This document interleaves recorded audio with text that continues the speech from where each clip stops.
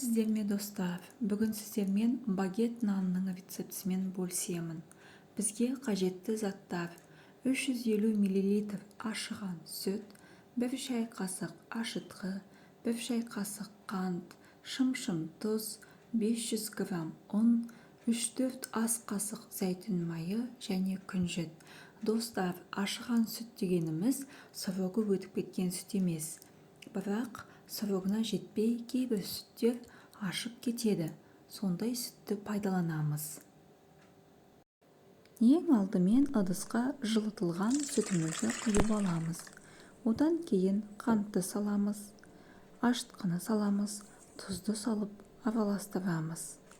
Одан кейін ұнды салып қамыр илейміз.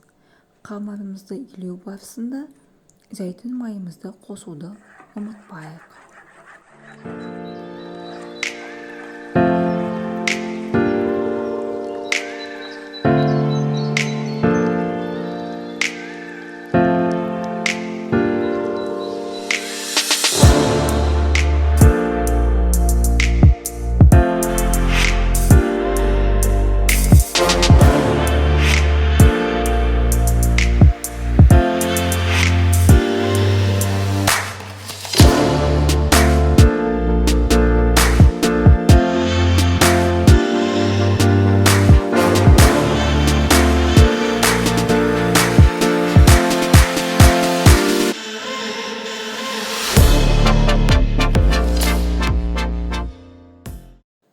Дайын болған қамырға зәйтүн майын жағып, қамырдың бетін жауып, 1 сағатқа жылы жерге қойып қоямыз.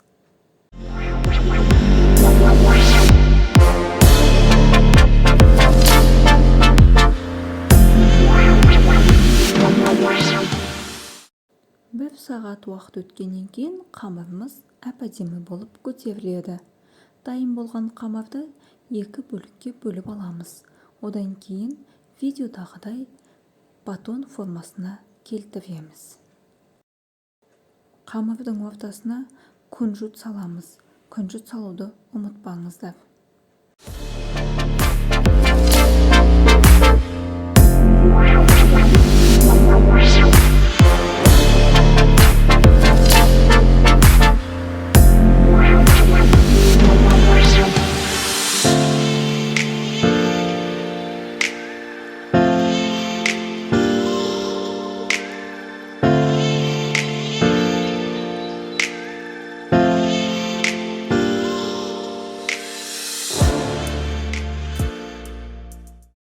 Қамырдың екінші бөлігін де дәл осылай батон формасына келтіреміз. Және де қамырымызды жарты сағатқа бетін жауып қойып қоямыз. Жарты сағаттың ішінде қамырымыз әп-әдемі болып көтеріле қояды.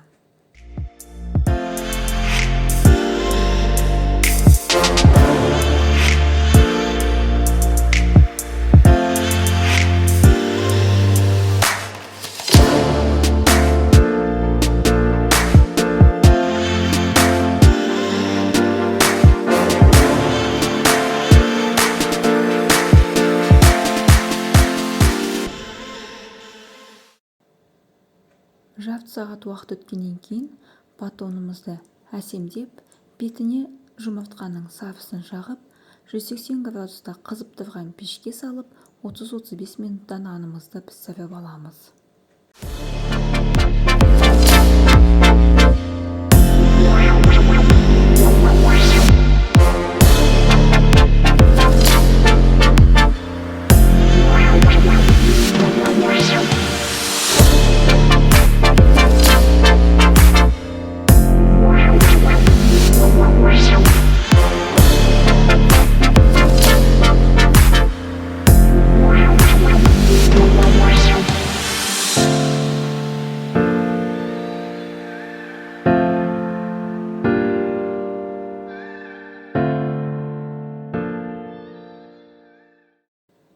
Мінекей, біздің батонымыз пісті.